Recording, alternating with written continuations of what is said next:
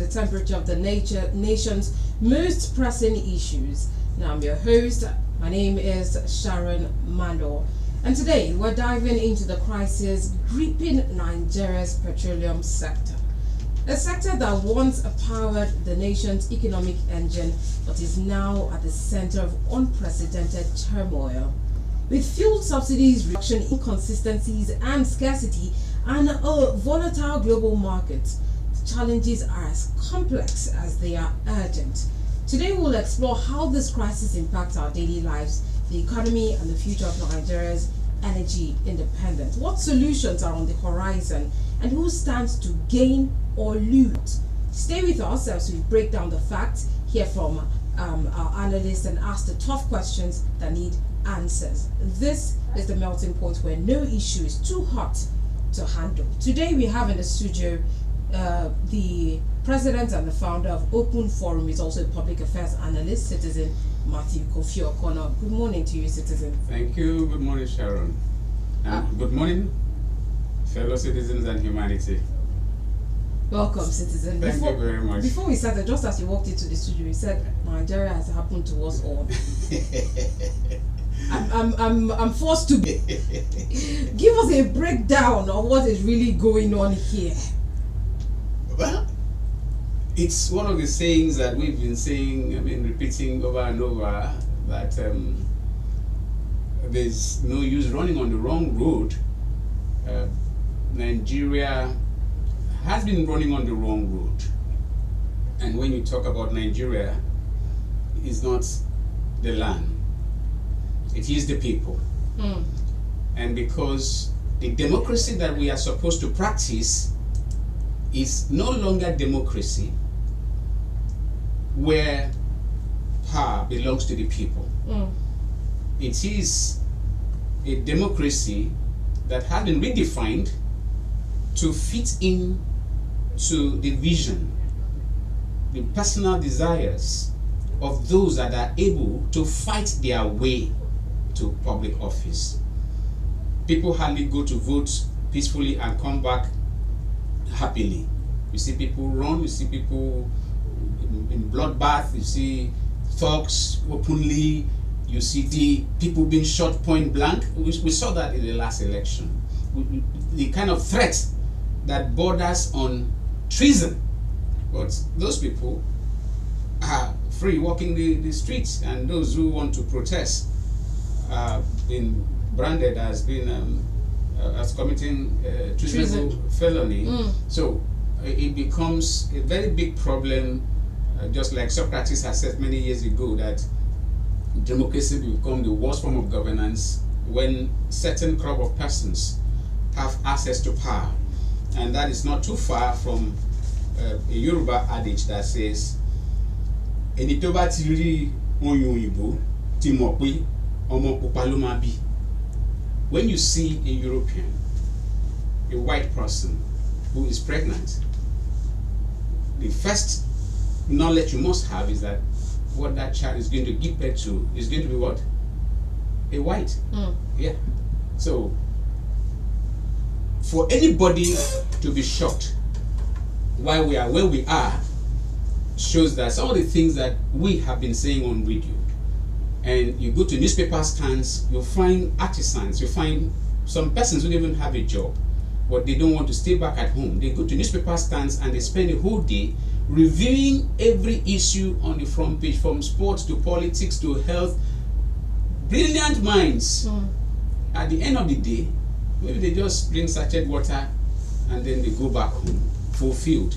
You find that their quality of conversation is such that if government brings some of those people into a situation room, they will give wonderful direction for government to be able to solve the problem of citizens. But unfortunately, that doesn't happen to be the case. People in political offices, public offices, hardly look for ideas because they came to office with a mindset of, it is my turn. It's not because Mr. President said it, and we must engage our leaders constructively. Why? There is no question without an answer. And the worst thing to happen to anybody, which has actually happened, is that some persons overrate certain persons. And whenever you overrate somebody, the tendency is that that person will take advantage of you, and when you realize that you are in trouble, the next will be intimidation. And I was blessed with a mother who admonished me. My parents were wonderful people, awesome persons. And some of the things my mother said was that I don't know odok in English, people that have nose issues, that didn't have nose. That I've forgotten what it's called. And I used to see such very few. At least I remember such a person in the locality when we were growing up, and it was a saying, what does that mean? The tendency for you when you see somebody with that deformity is to spit. So what's the counsel? The counsel is you don't spit before you pass the order.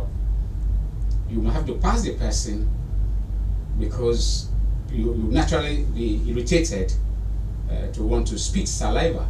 So you don't do that while you're approaching the person with such deformity. And she also told me, what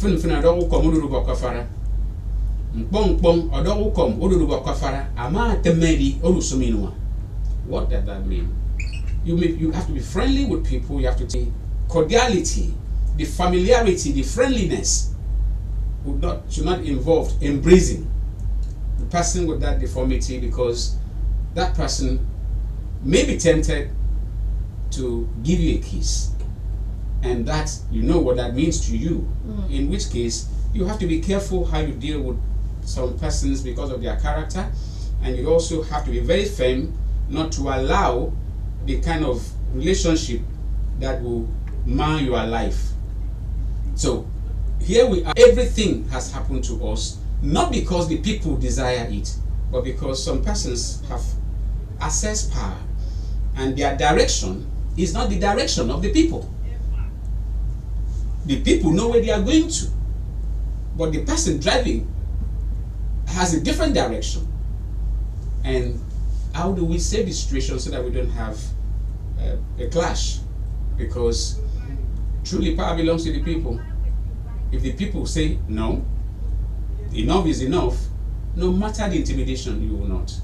And for some of us that have had enough experience to be able to speak on different issues with authority, I can tell you, I personally overrated certain persons to the point that maybe they saw me as a small boy who is anything, and after all this thing that he's doing for us, and he's not even being rewarded, he's still doing it because he doesn't know what money is. Why they were making money, some of them were driving in convoys to the meeting that I will have to go on the bike before that meeting starts. And when I get there, I'll just wipe myself off the dust, or maybe rain, protect the document, and then meeting. Some meetings will never start without my arriving there. But they said you don't appreciate what you did, and before you know it, by the time you say, please, this thing you say we're going to do, they took offense. Why? Because some persons don't have character. We overrate certain persons, and they will end up becoming narcissists. By the time they discover that you can no longer feed them, it is intimidation. And somebody said, somebody killed the mother and father, and he was charged to court. And what did he plead? That, please, have mercy on me, I'm an orphan. Who made you an orphan? Hypocrisy. You killed your parents. You are now being charged for murder. But what are you pleading in court? Temper justice mercy because I'm an orphan. Or you complain about an aggressor, an oppressor oppressing you. And he said, why do you talk? You have offended me by telling me that I'm inflicting pains on you. That is the mentality that we have, which we have to cure, even more move forward. So the long and short is that the crisis in the oil sector, by the grace of God, we've been talking about this thing, is so regular that a number of persons should be used to the issues we raised, that there is the protection over corruption that had become a policy in the oil sector. So anything that will reveal, expose, or cause the inroad of billions and trillions from corrupt practice in the sector has to be arrested. And our people have a saying for that. Citizen, you brought in corruption, yes. And one would ask, could this be the reason why there's so much silence on this matter from the federal government? There's no silence anywhere. Where do you get Sharon, I didn't expect that from you. Where do you see silence from? They are not silent. They may not answer the questions that they should even ask themselves, because the word says, judge yourself that you should not be judged, that you may not be judged. But they're not answering the right questions. After the NLC had mentioned the collecting of minimum wage of 70,000 naira, there was a NEC meeting, but what was discussed? Flood. Let me share what NLC just brought that said, which will help to guide us, and those listening, they must have heard that anyway. Like you said, it's a continuous conversation. With the increase, not just increase, sudden, with impunity, arbitrary increase of petrol price. And mind you, that is the third time the price of fuel has been increased in Nigeria during the lifespan of this administration. NLC, in a statement, said, "We are filled with a deep sense of betrayal on the federal government. Or the federal government clandestinely increases, as the federal government clandestinely increases the pump price of PMS. One of the reasons for accepting 70,000 naira as national minimum wage was the understanding that the pump price of PMS would not be increased, even as we knew that 70,000 was not sufficient." It went on. "We recall vividly when Mr. President gave us the devil's alternatives to choose from, either 250,000 as minimum wage or 70,000, so that PMS rates will remain. We opted for the latter because we could not bring ourselves to accept further punishment on Nigerians." But hear what the federal government said, which I said they are not keeping quiet. The president's media, SSA on print media, Abdulaziz, that's his name, replied to NLC and said, "I sat through the two meetings President Bola Tinubu had with labor leaders on minimum wages. At neither of the meetings was an offer hike. Ajero is once again playing dirty politics with the emotions of Nigerians." But is that the core of the issue? That's what I'm saying, that there's silence. They're not talking about this pricing issue. No, that's what they are saying. The plot, the agenda, and the fact that it feels like they just missed the point. No, they didn't miss the point. This thing is an agenda. Okay. Why? There is a deregulation of the petroleum sector. Or there was, just like they said, subsidy was gone, and some of us from the first month we were saying that they are still paying subsidy until NNPC now own up. NNPC declared profit of over 3 trillion, and they said they were not owing anybody. The next moment, NNPC said they are owing 6 trillion. Dollars. Okay, $6 billion. $6 billion, yes. And people were asking, where did you make profit in 2023? And you declared profit. And you declared dividend of about 2-point-something trillion. And suddenly, because Dangote, by the time Dangote started, some of them saw that what Dangote was about to do is going to get them out of their comfort zone, where a number of things go on under the bridge. And they threatened Dangote by saying that his fuel is below quality, and the man challenged them and told them, "You don't even have a lab to test. Show us your lab when you tested this thing." And they keeping mute, they kept mute. And the man was bitter enough to say that the cabal in the petroleum, the oil sector, was more powerful than the cabal in the drug world, and he was invited immediately for talks. And he mentioned that some of them had blending plants in Malta fuel. The next thing was revelations about a local oil company that has bought over, and it's official now, Wando has bought over everything about Ajib and Eni. And as we speak, they are the biggest oil company in. I just saw, I think this morning or thereabout, they were worth about, was it 70 billion then, as whatever. But now they are in, they have clocked the trillion mark in the oil sector. That is very huge. They have about 17 oil wells from the Ajib deal. It's 100% theirs now, and that is going to make nonsense of even Dangote. Why? Because Dangote has no oil well, which is one of the biggest problems Dangote did not plan for. You don't plan such you don't plan for such gigantic 650 and then you don't have where you are going to have your own song. It depends on government, even though government was involved, but along the line, because of certain issues and the fact that even Dangote was under probe. Remember, EFCC invaded his office, but all that had to be suspended because the man himself is powerful enough in the system. So, with the fact that they have now gotten Dangote to keep quiet, don't talk again, they said we're going to give him the crude in Naira, which was a very wonderful offer, and Dangote did not talk again. The next moment, Dangote is ready to hit the market. NNPC and federal government did not know what else to do than to just increase fuel price, because what is about to happen will free the country and will further put the government agency. We don't even know. So you're saying that this is an intentional move to take Dangote off the market? No. They have been able to bring Dangote into the web.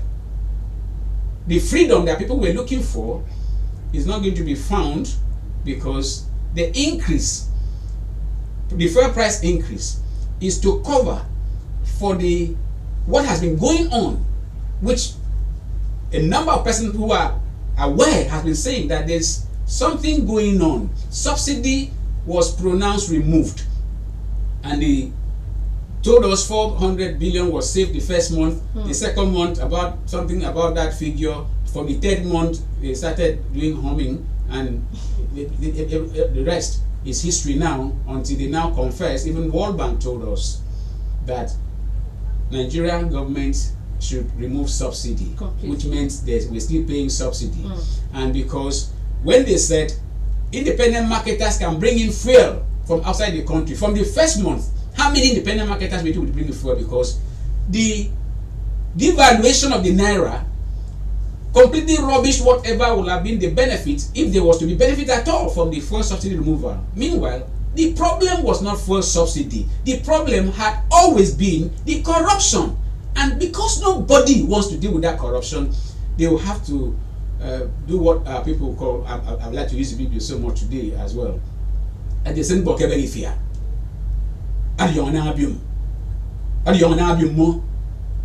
When you go for firewood and you have hit something within the bunch of the firewood, you don't carry it like others will carry carelessly when the thing can fall, or when they come back you just hit it on the ground to go and go to the stream and wash yourself like we used to do when we were growing up. Anybody that has something in the firewood does not joke the way it carries it. So what has happened is clearly a global skit where those who have something in the firewood are carrying it with care, and they don't mind whatever you say, because they can't withstand what is likely going to happen.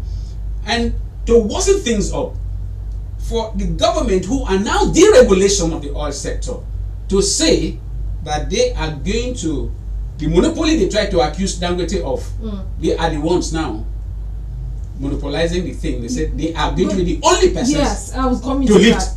NNPCL being the sole buyer from Dangote refinery. I bet if you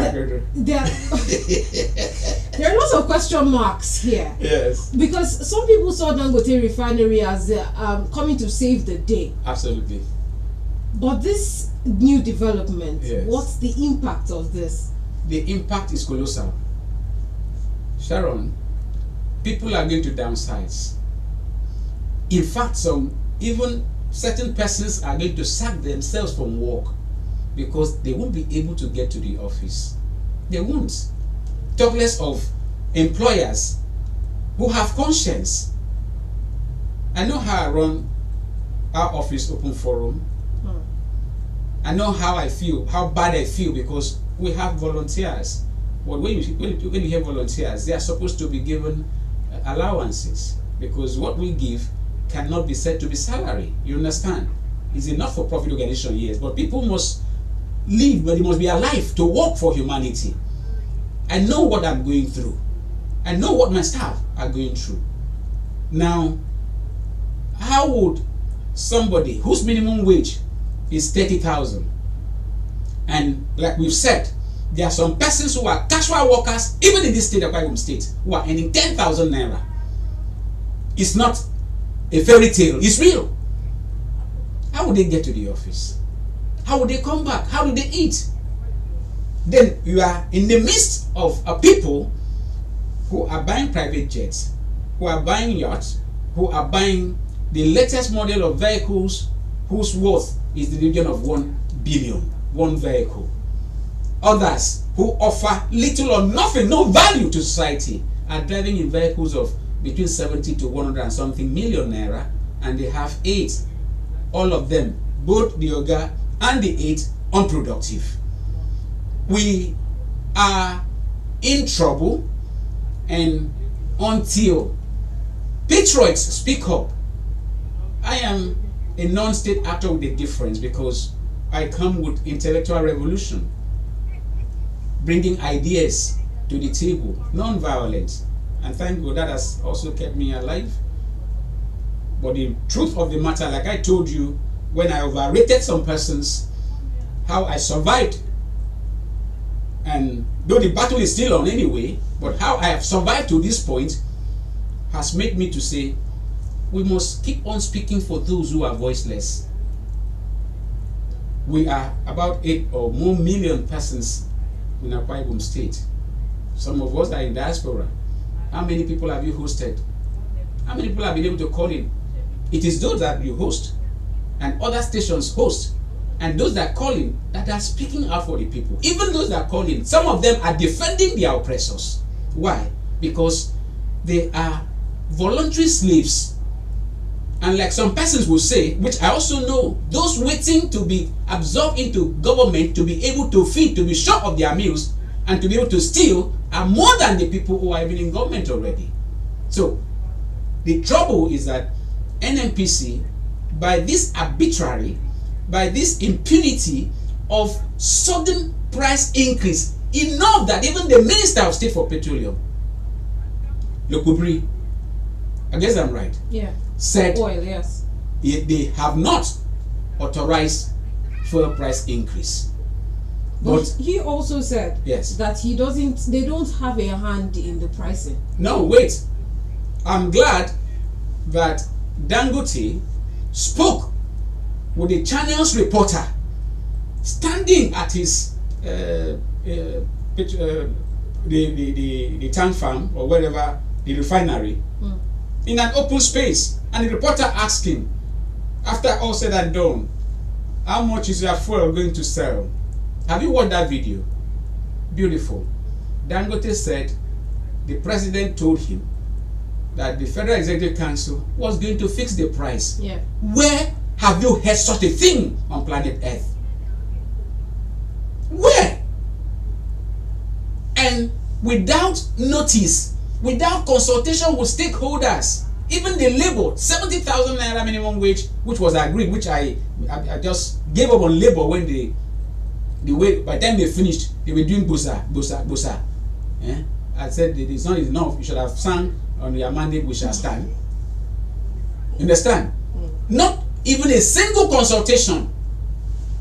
They had to increase so that they can back up everything. After all, some persons are in custody now for daring to protest. The same protest that the same crop of persons did.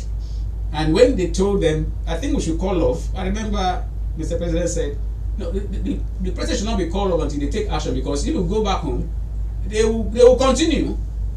In 2012, the same people have criminalized protest. For violent protests, I'm against it. Yes.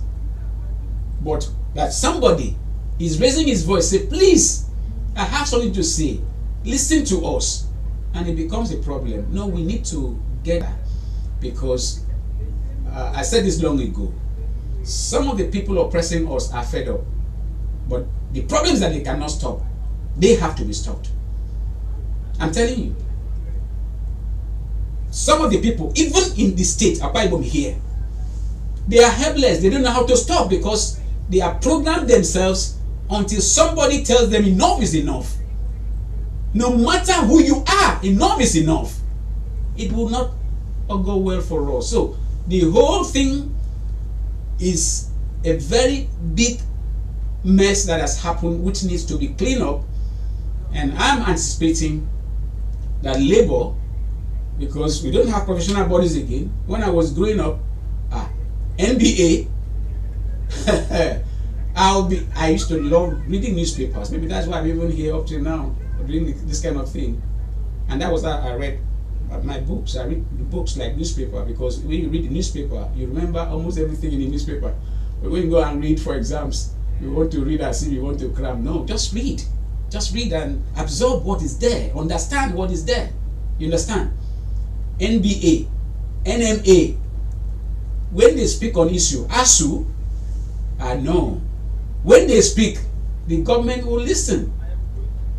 And they were pro-democracy groups. Number one, the NADECO.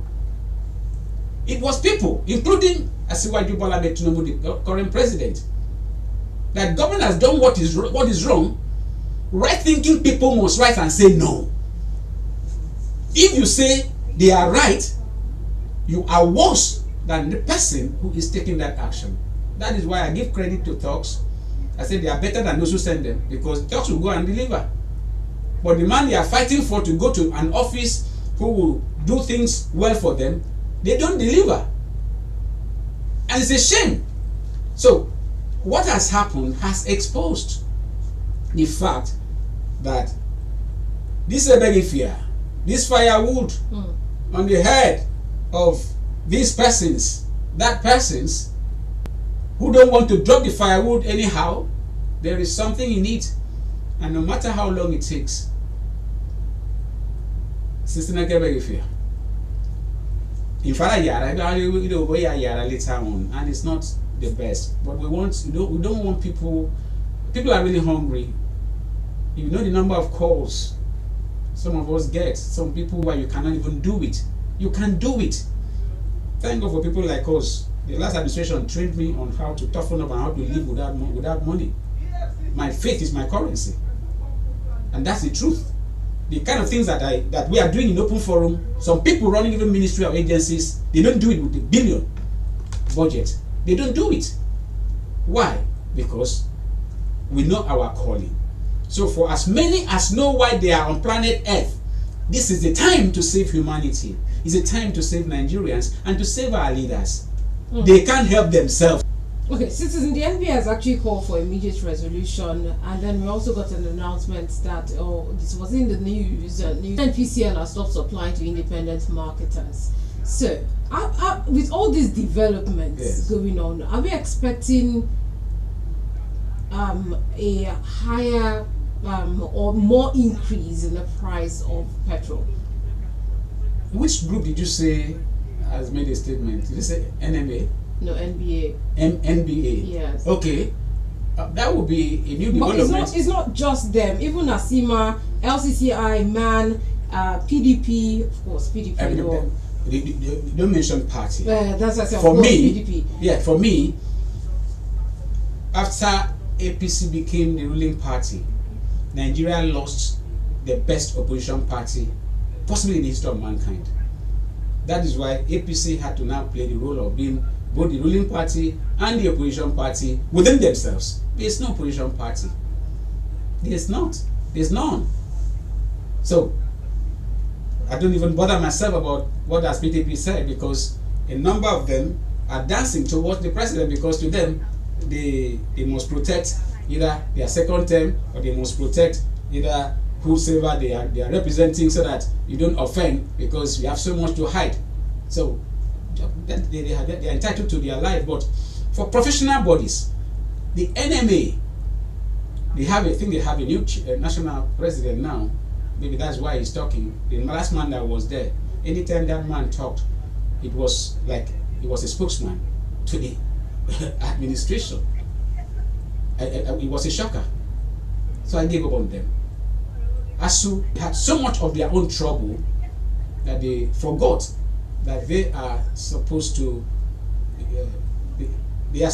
speak for society. The labor, you've heard me severally here, that I am not satisfied with the quality of arguments, the quality, the negotiating capacity of NLC, and that is why along the line it's like they just felt, if we're even putting so much pressure, let's go for these persons, and one thing led to another.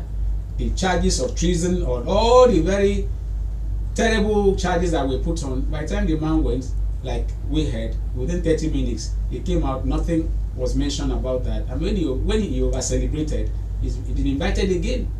Now, who do we look up to? We can't give up on ourselves.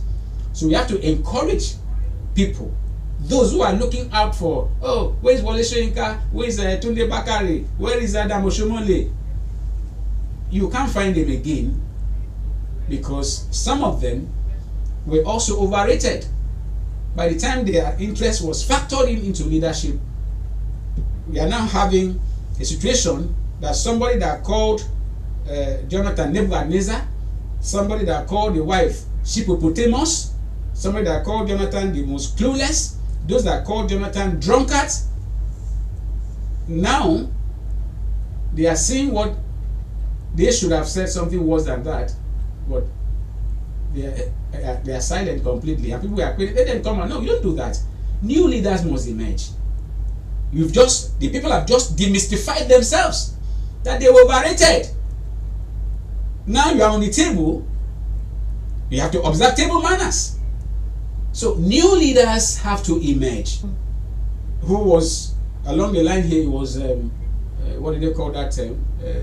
Contempt of court, and he was put in prison for 30 days. I never thought in my life that that matter would last till the end of the verdict that was given. Why? Because those that should have even spoken up or made appeals that, please, this is our son, what he has done at the Wuruko,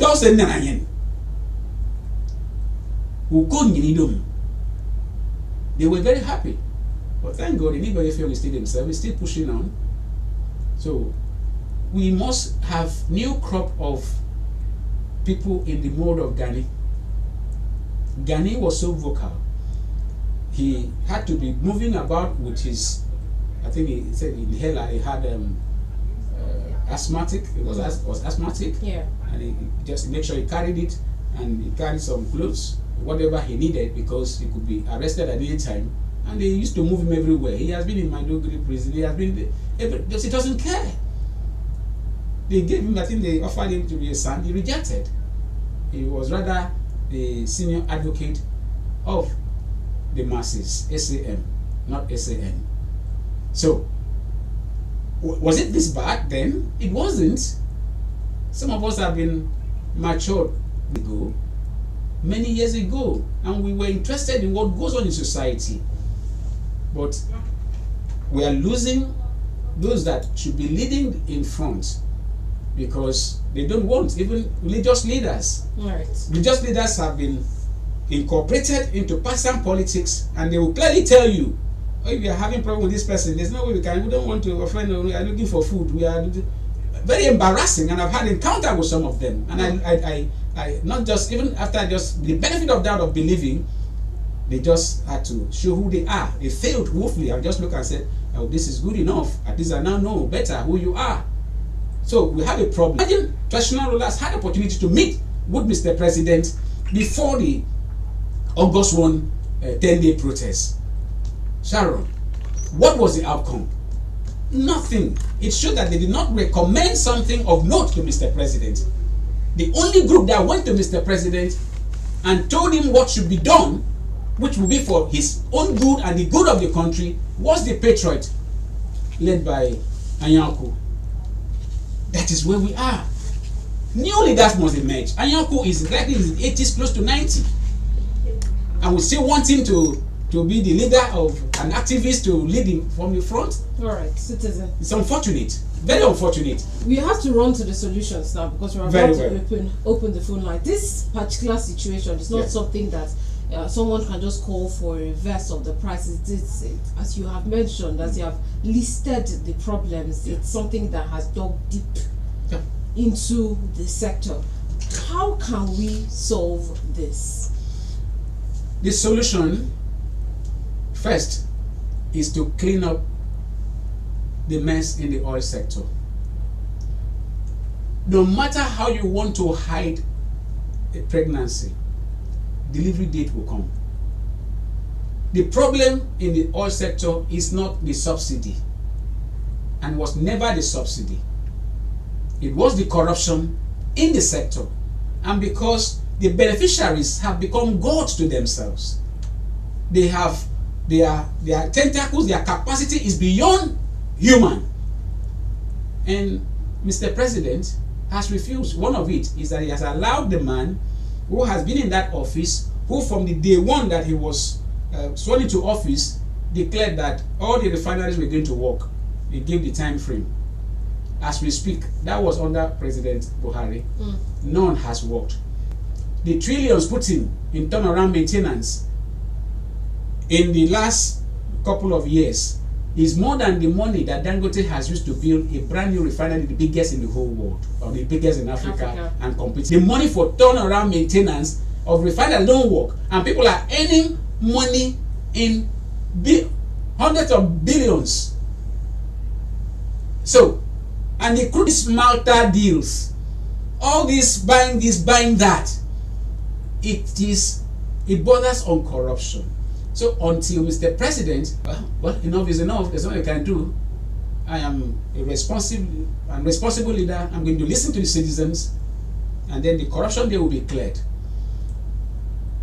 The refineries in Nigeria were sold under Obasanjo, but when Yar'Adua came in, he reversed it. And you know who bought, at least the one I knew, was Dangote. When it was reversed, Dangote had to go back to the drawing board and started thinking all over again. So if you are going to sell out the refineries, please do remove your hand. As we speak, I know that NNPCL is a limited liability company, but it's not being run like a limited liability company. It's still being run as a government agency. And even the board, I've forgotten who are shareholders. Is a Akwa Ibom State a shareholder in NNPC with the amount of oil we are giving? So how can you run a limited liability company like a government agency that's regulating the sector? You cannot be a player and regulator at the same time. So that has to be defined. Dangote is having issues because Dangote saw that in the PIA, which took about 15 years for the PIA to be out of National Assembly and be signed. It was to give communities, opposition communities, wonderful lifeline. Also to give those investing in the refining business access to crude. But Dangote was denied that because the crude has been sold off for a certain number of years, and that is true anyway, because the last administration was giving out crude. They will be giving out crude in the next 15 years or more years. They have gotten the money today with nothing to show for those trillions. So the mess will have to be cleared. Then the stolen monies, which are all traceable, at least 90% traceable, should be recovered. Nigeria will recover trillions of dollars. We have trillionaires, not the naira again, in this country because of this business. And some of those documents are with the National Assembly. There was a probe. The man that wanted to be governor of Edo State, he has now, what ticket was given to the Maisa now, whatever they call his name.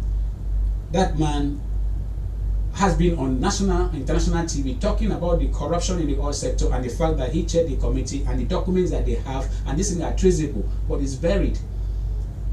And you can trace all of that, recover these monies, and reset the country.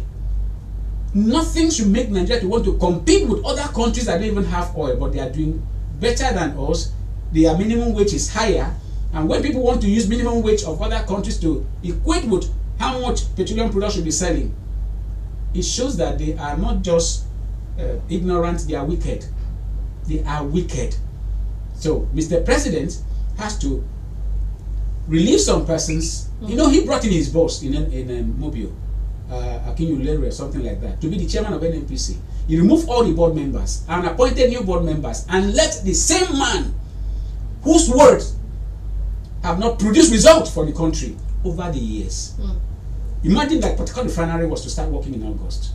We are in September, and that was the 6th time of removing the deadline. And when Obasanjo said, "What we are talking about, we are joking," they abused him. No, the mess they will have to be cleared. Mr. President may have to play the Mandela card. It's not mandated that somebody has to do second term. So nobody should use second term to intimidate any leader who is worth the paper upon which he signed in his name into office, and to reform the system and cause some persons who are living flamboyant lives, having private jets and the kind of houses and monies they don't need in the next 15 generations of their lineage. Why? For what? The people are suffering. Without doing that, Sharon, I can assure you, God will on his own intervene for us. All right. You mentioned calling out flamboyant lifestyle. Some people will also accuse the president of doing that. But let's hear from someone listening to us. 0803 085 7755 or 0809 066 6909. Those are the phone numbers to call us on. And you can also reach us on Facebook by streaming live. The handle is Memories965 FM. Our WhatsApp number is 0809 066 6909. Let's take our first call. Hello, good morning. Akpan, good morning. Good morning.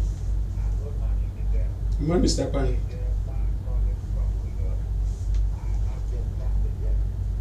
Thank you, sir.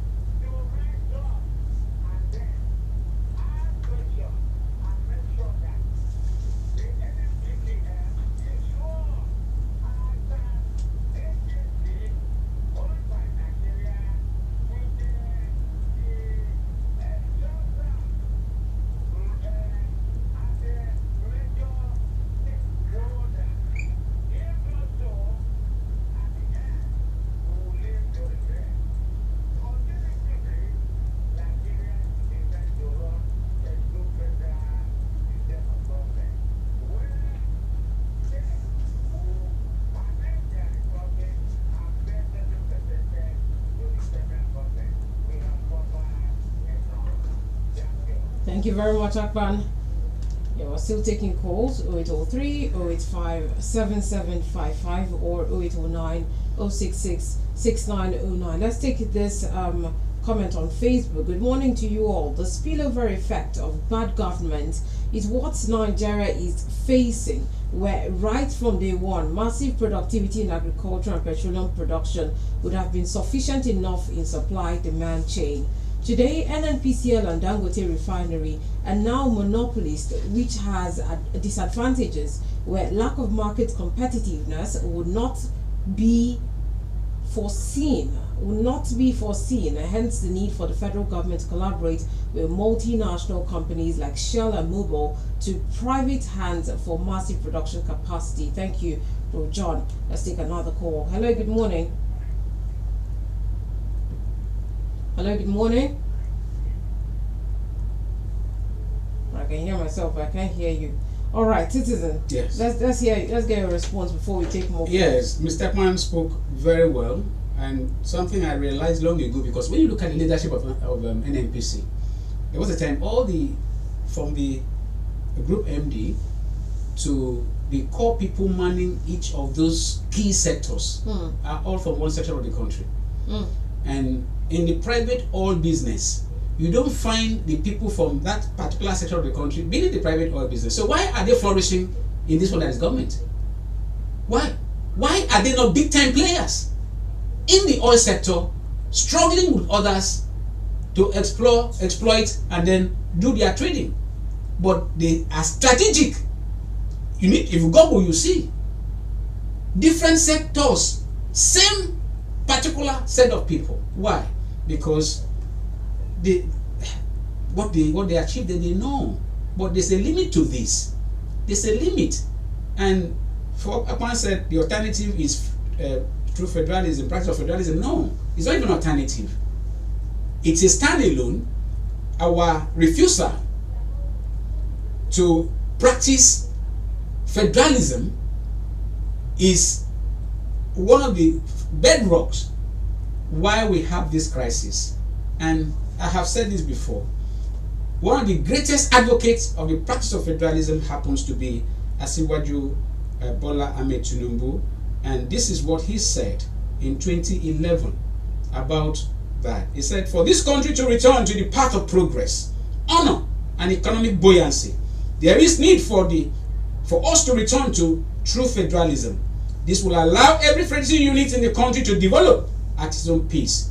That is Senator Bola Ahmed Tinubu. As national leader of APC, he was speaking at Osogbo, Osun State, at the unveiling of the Osun State Coat of Arms, told Igbile Omoluabi, under the administration of Ogbeni Rauf Aregbesola as governor of state of Osun in 2011. But he is the president now. Us, or is it what his vice said? His vice said, "Those asking for restructuring my foot." Is that possible? No. Sovereignty belongs to the people. And anybody that will allow his father to walk into a pit is not fit to be alive. We cannot allow our father to fail because it's not a private business. If Nigeria would be a private business, that person will have been begging on the street. That person will have been eating from refuse dump. Because it has so failed beyond remedy. But what do we have? Like somebody said, a very rich father of poor children. Like you said, look at the aircraft, which has not been approved till today. Look at the yacht. By the time people said no, they said they have already bought it. We were just waiting for approval. And the Escalade that is said to be worth 800 to 1 billion naira, which the president wrote to the airport to go and enter a second-hand presidential jet that was even taken over by debtors and young life. Oh, yeah, it's very odd. Let's hear from Kevin, citizen. Hello, good morning, Kevin. Welcome. Yeah, we can hear you. Good morning.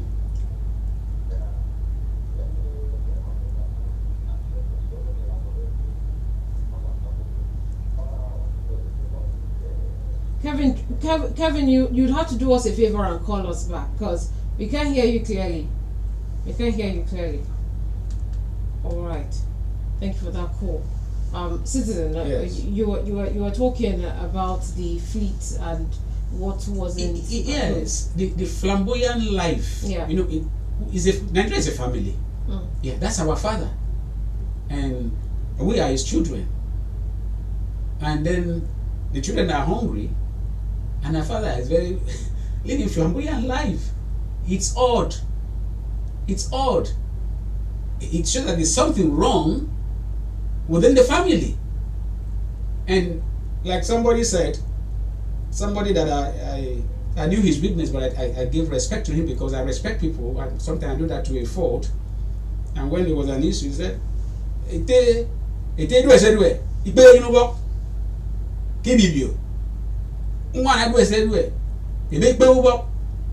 we said, I said, it's not a matter of if a father has made a promise to a child, and the child comes to ask, Daddy, please, what you promise do, and you take that as an offense. All right, let's hear from Kevin. Hello, good morning, Kevin. Yeah, we can hear you.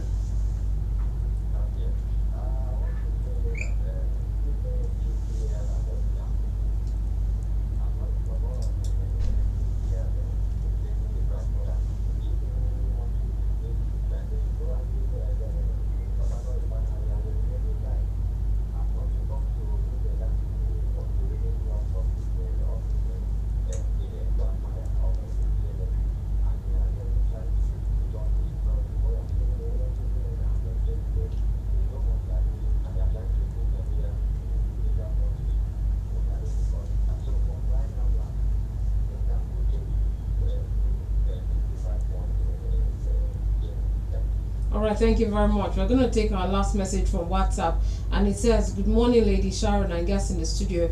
Our political office holders are the problems of this country, and some of government agencies like INCE, NNPCL, and so on.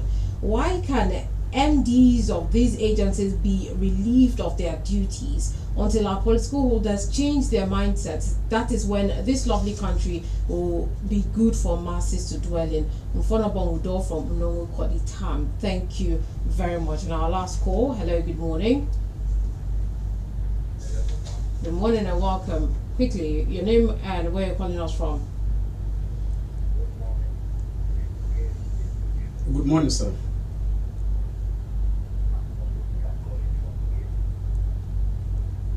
Welcome.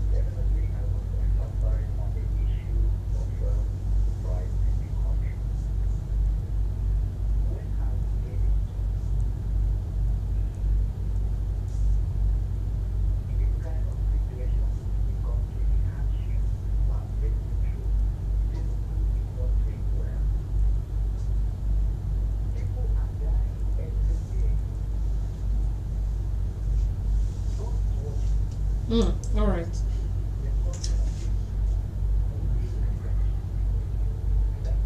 Thank you very much. Thank you.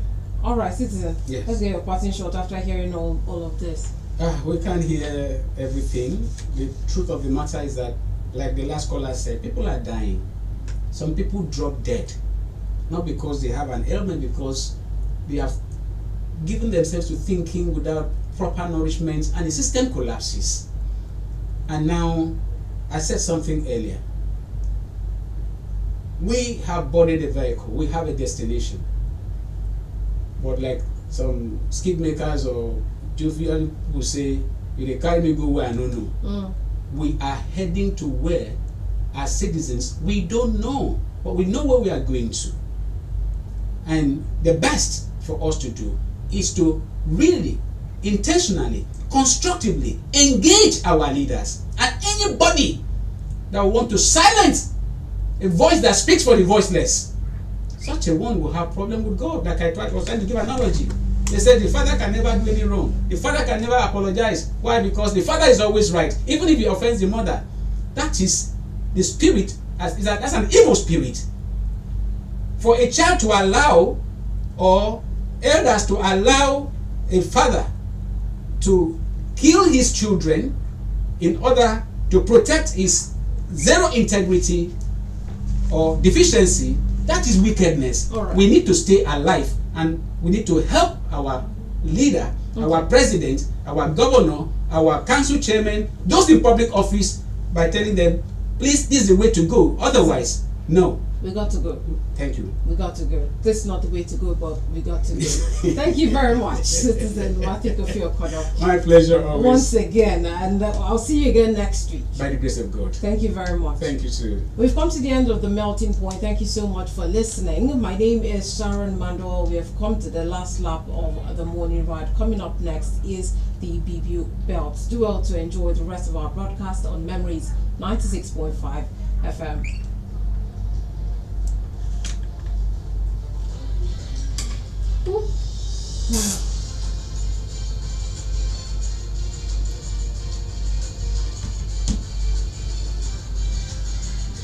Thank you so much, sir. We thank God.